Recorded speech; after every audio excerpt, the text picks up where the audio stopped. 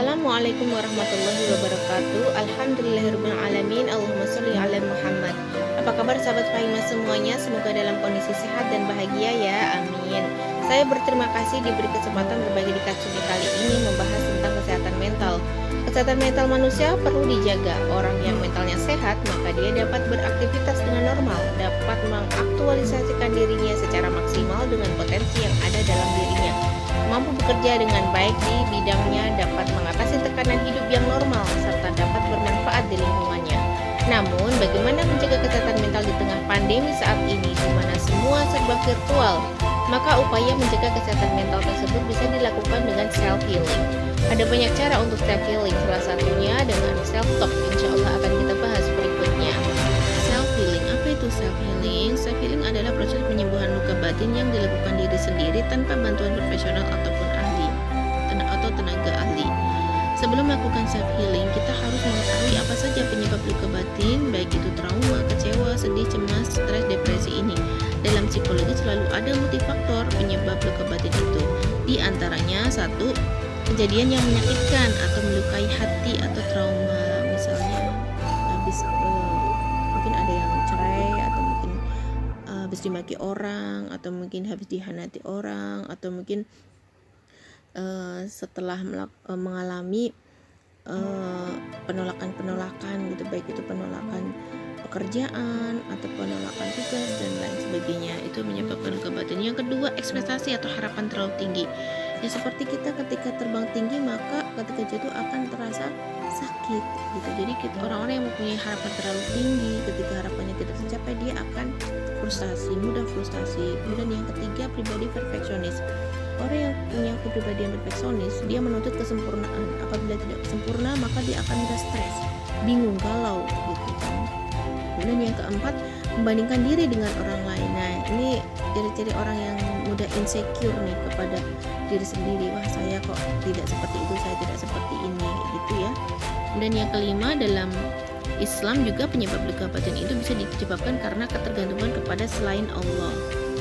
Jadi Islam ini mengajarkan kita sebagai hamba Allah, sehingga kebergantungan kita itu hanya kepada Allah. Apabila kita sebagai muslim bergantung kepada selain Allah, maka jiwa kita pun akan mudah tidak tenang, mudah gelisah, dan mudah mengalami gangguan jiwa atau stres gitu. Itu beberapa penyebab luka batin ya, yang perlu kita self healing, yang perlu kita sembuhkan. Oke, self healing yang tepat untuk kesehatan mental adalah yang pertama, self acceptance. Penerimaan diri secara utuh terlepas dari kelebihan dan kekurangan diri. Contohnya kita mengucapkan it's okay not to be okay. Jadi intinya saya nggak apa-apa walaupun saya ada apa-apa gitu. Jadi ya sudahlah gitu. Jadi kata-katanya itu ya sudahlah, nggak apa-apa lah, ya udah, saya sakit, saya terluka, saya sedih, saya kecewa, saya terima, saya tidak sehat, tidak baik, saya sedang tidak baik-baik saja. Itu kita harus terima dulu gitu. It's okay not to be okay. Dalam Islam adalah kita menerima atau ridho dengan segala ketetapan Allah pada kita. Jadi kita menerima takdir ya. Jadi saya ridho ya Allah dengan segala takdir ini, gak apa-apa, belum berhasil, aku terima takdirku ya Allah, dia bukan jodohku. Atau mengatakan aku ridho ya Allah, ini rezekiku gitu ya. Misalnya kita menghadapi situasi beberapa tekanan hidup ya yang harus kita alami, dan kita meresponnya seperti ini ya. Jadi menerima dulu, responnya yaitu diterima. Ya udah saya alami, ya udah saya terima gitu. Ya udah is okay, no problem gitu. Jadi dan self acceptance ini, penerimaan diri ini, self healing yang sangat manjur ya. Ketika orang sudah ridho dengan segala apa yang dialami, segala ketetapan Allah, maka dia akan mudah sembuh gitu luka batinnya itu. Kemudian yang kedua melakukan self distancing atau jaga jarak pada diri sendiri. Jangan terlalu ekstrim dalam mengkritik diri dan menyalahkan diri sendiri ketika terjadi sesuatu yang tidak mengenakan hati atau menguras emosi kita kayak gitu. Jadi gimana caranya? Setiap kali ketika kita berpikir buruk pada diri sendiri, maka jaga jarak ya. Jadi stop dulu untuk berpikir menyalahkan diri. Jadi pakai sudut pandang orang ketiga. Misalnya kita mendapat habis ujian, kemudian kita mendapatkan nilai yang kita anggap jelek gitu, lalu kita mungkin dalam pemikiran kita saya jelek gitu, wah kenapa yang lain mendapatkan nilai bagus sedangkan saya kenapa nilainya segini. Nah itu membuat kita stres ya. Tapi kita ganti dengan self healing kita dengan menjaga jarak. Jadi nggak usah dipikirin dulu, jangan membandingkan dulu nilai kita dengan yang lain gitu. Jangan menyalahkan diri sendiri, tapi wah nilai segini nih nggak apa-apa, udah lumayan di atas rata-rata, seperti itu. Jadi kita harus mencari alasan lain atau sudut pandang yang ketiga, yang objek yang sedang kita alami gitu, atau mungkin kita sedang dikecewakan oleh orang gitu ya. Orang misalnya kita penjual gitu, ada yang beli ternyata nggak jadi beli gitu, oh ya nggak apa-apa, hari ini tidak beli, mungkin besok akan beli gitu, ada pembeli lain yang akan beli. Jadi kita jangan fokus pada masalah yang sedang kita hadapi, tapi cari sudut pandang yang lain kayak gitu untuk healingnya, seperti itu.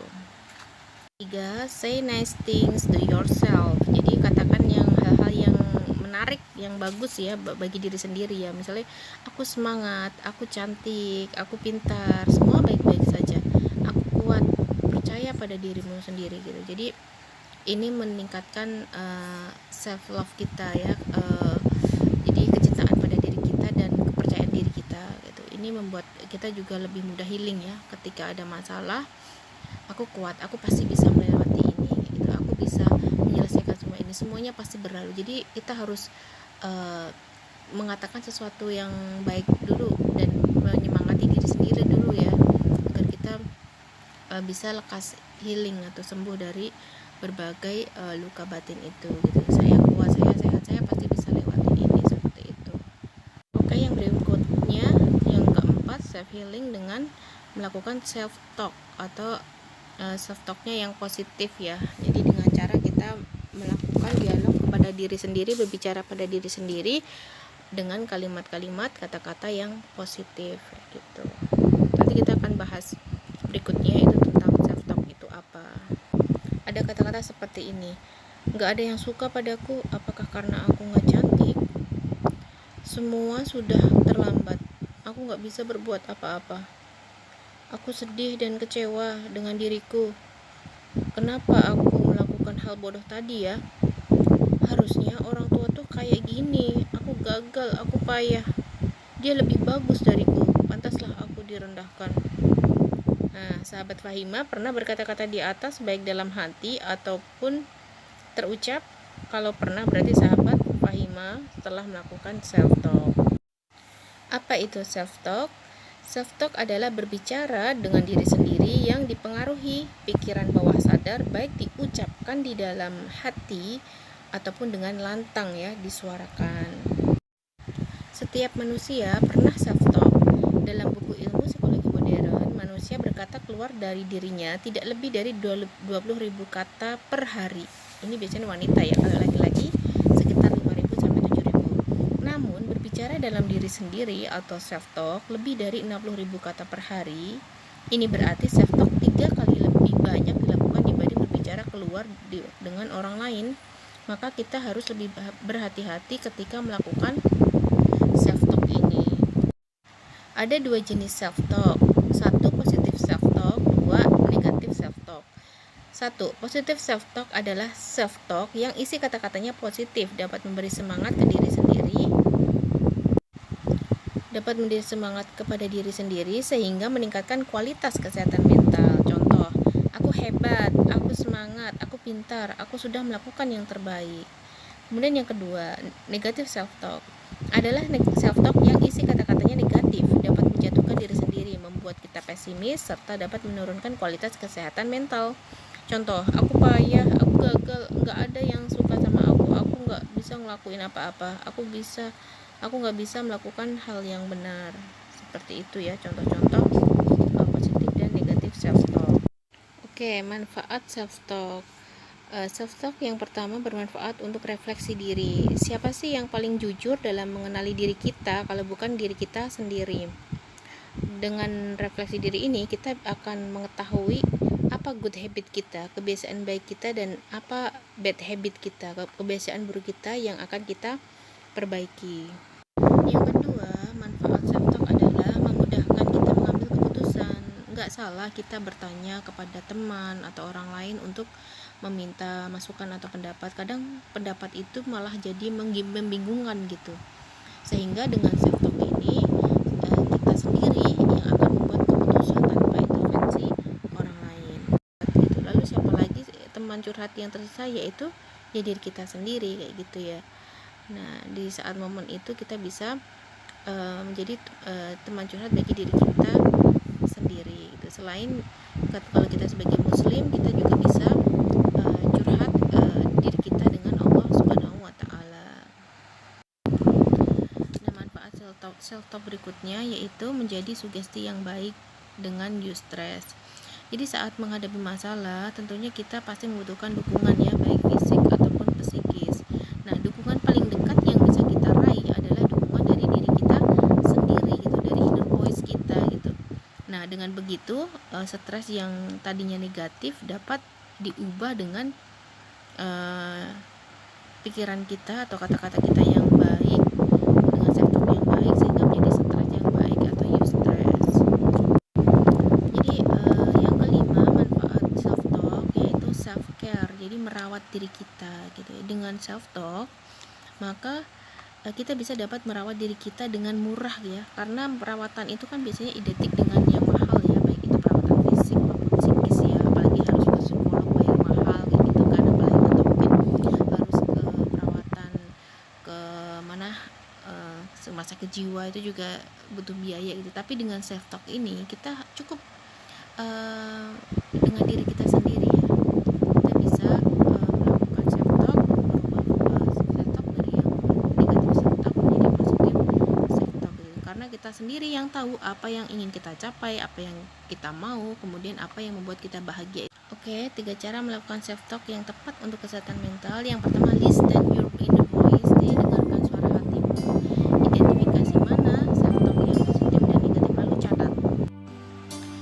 Yang kedua, challenge positive affirmation, jadi membuat tantangan mengulang-ulang kata positif dalam waktu tertentu. Jadi kita punya target ya, mungkin dalam 3 bulan ke depan saya akan mengatakan atau mengubah self talk pikiran kita menjadi positif, yang negatif jadi positif. Kemudian yang ketiga yaitu change itu berubah, fokus pada positif self talk, lama-lama nanti akan berubah diri kita menjadi positif habit. Jadi self talk ini apabila terus kita akan lakukan, itu akan mempengaruhi sikap kita, habit kita, perilaku kita gitu. Kita berpikir saya sehat, maka insya Allah kita akan sehat. Saya semangat, maka kita lama-lama akan terbiasa dengan habit semangat kayak gitu. Kemudian kita misalnya mengalami suatu kegagalan yang awalnya kita mengucapkan saya payah, saya nggak bisa apa-apa kayak gitu. Nanti ketika kita sudah demikian sahabat Fahima semuanya, semoga diberikan kesehatan fisik dan mental rohani yang sempurna. Amin ya rabbal alamin. Mohon maaf apabila banyak sekali kekurangan dari saya. Jika ada manfaat, semua datangnya hanya dari Allah. Wassalamualaikum warahmatullahi wabarakatuh. Saya teringat dalam hadis qudsi, Allah berfirman, ana inna inda zonni